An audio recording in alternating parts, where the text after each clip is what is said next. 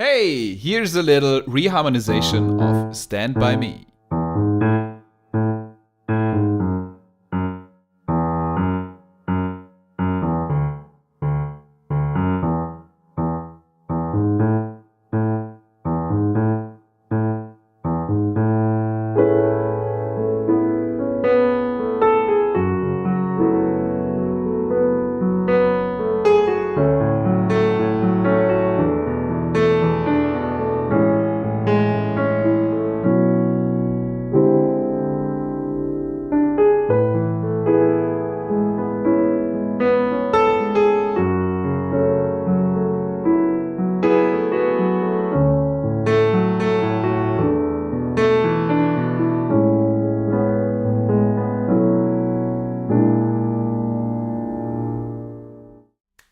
So let me explain my little reharmonization of Stand By Me.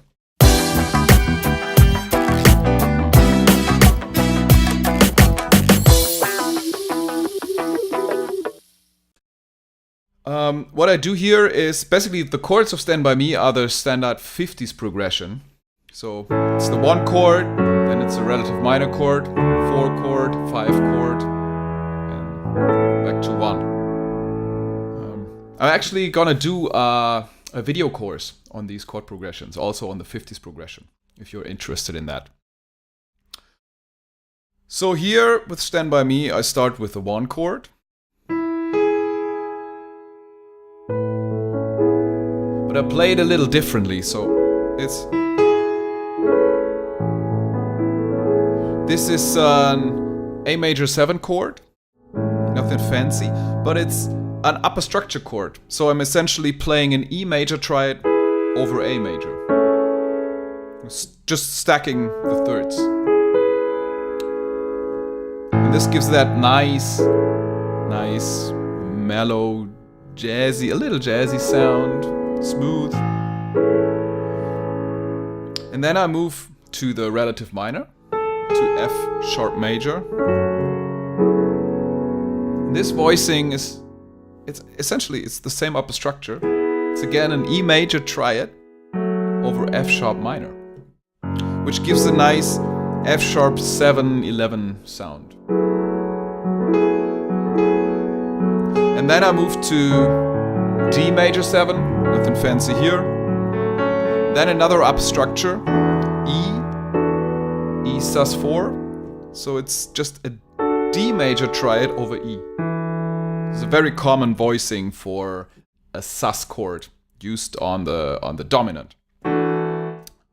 Just pick the root of your dominant and then go down a full step, whole step, and play the triad on that. Nice upper structure. And then back to A major 7. And then before the pattern repeats, what I do is Stand By Me actually stays on that A major chord, which is essentially a little deviation from the original 50s progression. Again, I mentioned that in the course if you're interested in these chord progressions. But I wanted to do a little turnaround to make it more interesting. So I just added a 2-5-1 progression in there. So 2-5-1 in A, leading back to A, is just B minor, E dominant, and then A. And how I voice that is this. From here I go to this.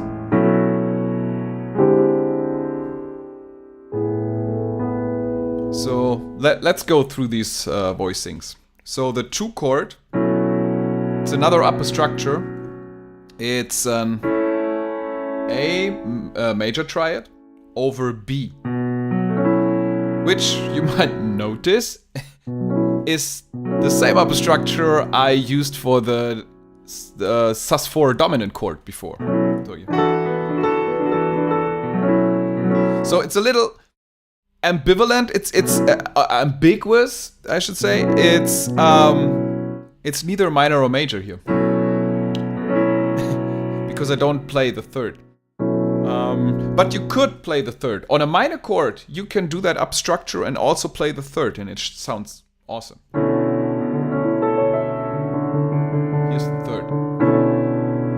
I wouldn't do that on a major triad because it clashes. You have and then you have a real clash if you try that on a major chord. So on a dominant chord, definitely don't play the third if you use that upper structure voicing. But on a minor chord, it's actually pretty nice. It's just stacking the thirds again. It's a beautiful chord. This might already be too low of a register for it. You might want to play it higher, but it's beautiful chord, beautiful sound, full sound, rich sound. So I use that, but I skip the third because it's too low of a register here. And then I move to the E dominant chord, which is just another upper structure voicing. It's just a C major triad over the tritone of E dominant.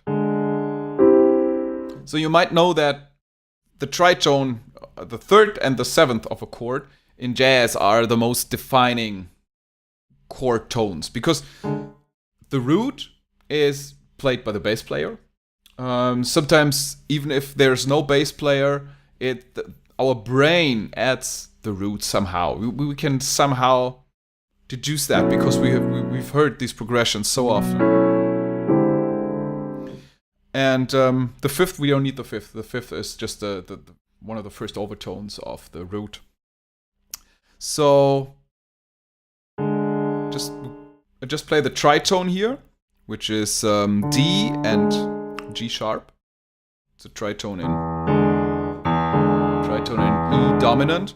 And then I play that C major triad over it. And what that gives me as a sound is that I get the root here.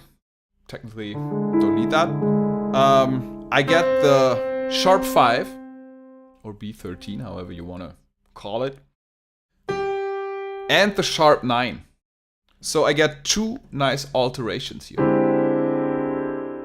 And the nice thing about these two alterations is that they are both leading tones towards the A major again. So A major, then these two tones move to these. If you see that? So this is the nice thing about altered chords, because they have so many leading tones that just sound awesome all the time. At least that's my opinion. Ah, beautiful. So, yeah, that's it. To put it all together, I do this upper structure chord here to get the A major 7 sound. Again, the same upper structure, E major triad over F sharp minor. D major 7, D triad over E, and then A major 7. And then I do the turnaround, 2, 5 with the altered, voicing, and back.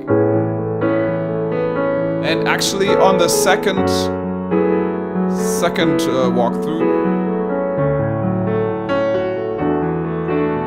I end on another chord, which is this one. So this chord is simply, There are many ways to explain this chord. So probably the most common one is that it's just the tritone substitution of the dominant chord.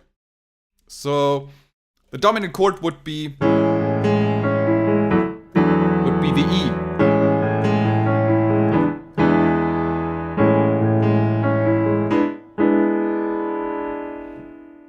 And if you take the chord a tritone away from E, or you could also go up,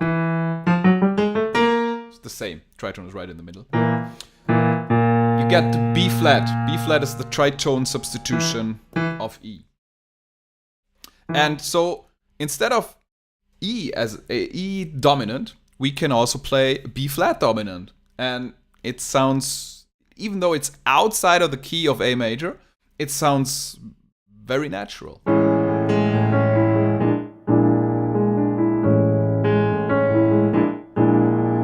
Actually, that move is very common in Bossa Nova tunes. You might know that. If I play the Stand By Me as a Bossa Nova,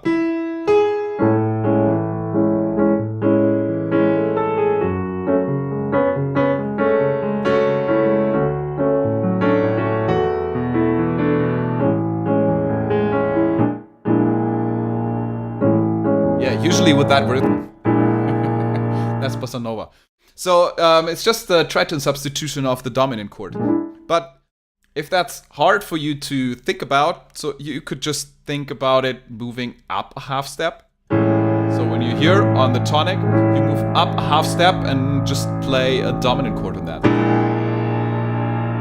And in that case, I actually do not play a regular B flat dominant chord, but I also add the sharp 11. So another altered tone.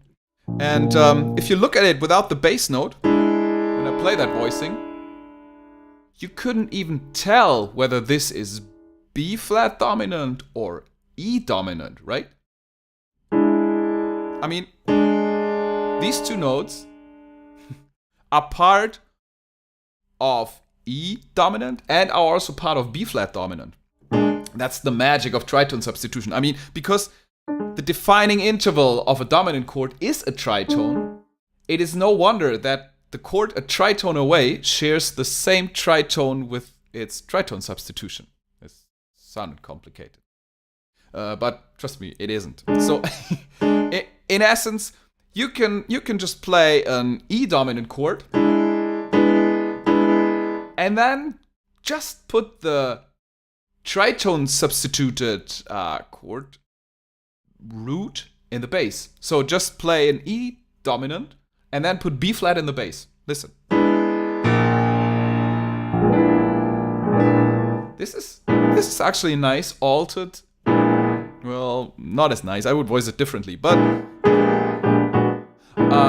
it's a possible voicing for an B flat altered chord. You got the 7th, you got the B9, you got the 3rd, and you got the sharp 11. So not much of a difference, and it works as a dominant chord.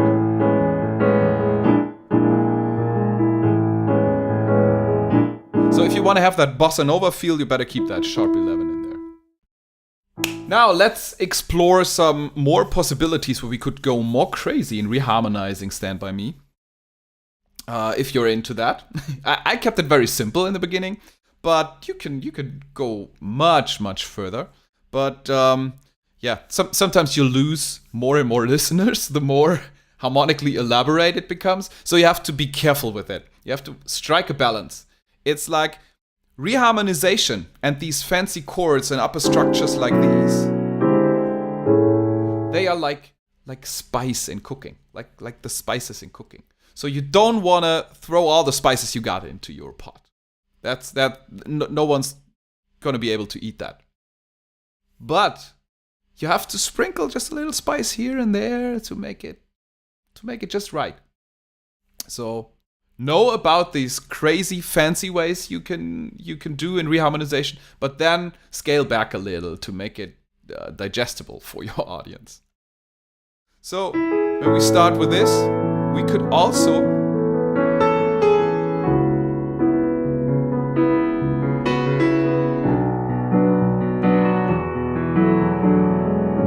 do something like this. So what I essentially did is I kept the first chord because it's just to anchor the listen. Then I'll move to C sharp 11. I think it's beautiful to move to that chord in that sense. You could even then go on and move to F sharp if you wanted to.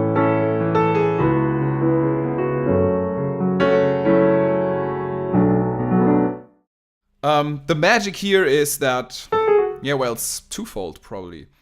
The original F sharp minor is a tonic chord. What? I thought the A major was the tonic chord.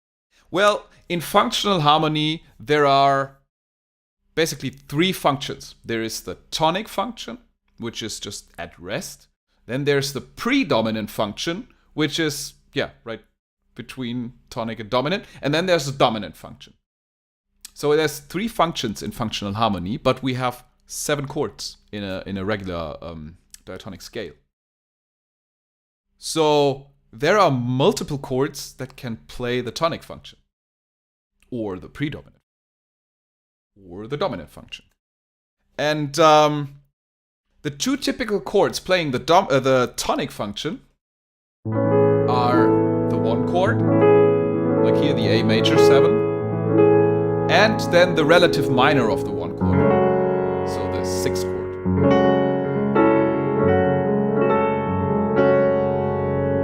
But there's also a chord that can play the role of a tonic, if you want that. And that's the chord on the 3, on the 3rd step, which is C sharp minor in that case. So C sharp minor is kind of a in between. It can play different roles, but you decide in your context and how you approach this chord, whether it's going to sound more like a tonic chord or more like towards the dominant. So I don't know the English term for this, but in German this is called Gegenklang, like a counter sound. So it's basically the opposite of the F sharp. So F sharp, and then the relative minor is just a 3rd down, and the Gegenklang is just a 3rd up. And these are obviously all these 3 chords. This, and this. They are related. I mean, these chords, they share almost all their notes. This is, by the way, why I could use the same upper structure. Try it for it. Works over both. And, oh wonder, it also works over the 3 chord.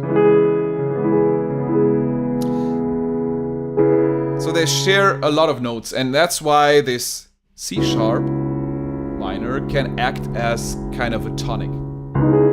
But it's a little surprising tonic, and I like that.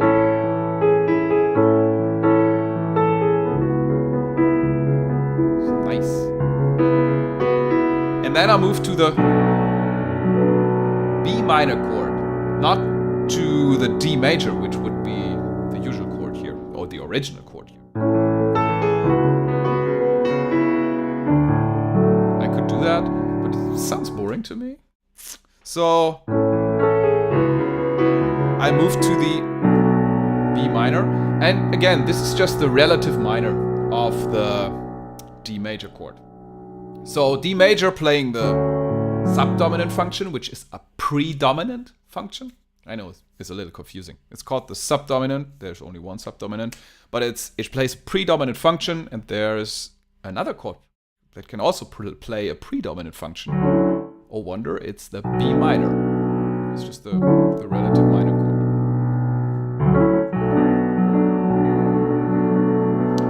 And then I'll just move like a 2-5-1 to the tonic again. So that could be another way to reharmonize it. So you have this. You have the option with the C sharp with minor with a Gegenklang. And then you can, instead of going to the subdominant, you can do a 2-5-1 basically.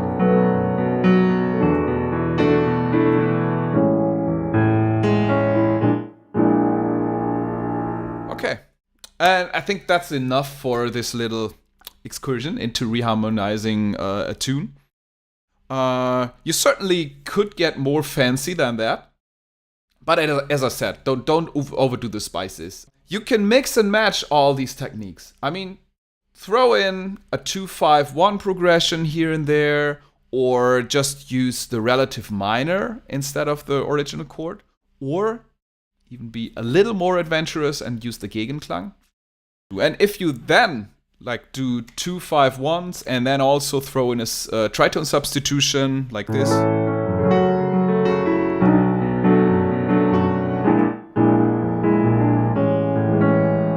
you have everything in one package. So I hope I could give you some inspiration of how to reharmonize this wonderful song, Stand By Me, and also your other songs. As I said in the beginning, this song is based on the 50s progression, and I'm going to be putting up a video course on the 50s progression and even some more chord progressions that you should know as the basis and that can act as a skeleton for your reharmonizations. So, thanks again. Go out and make some awesome music.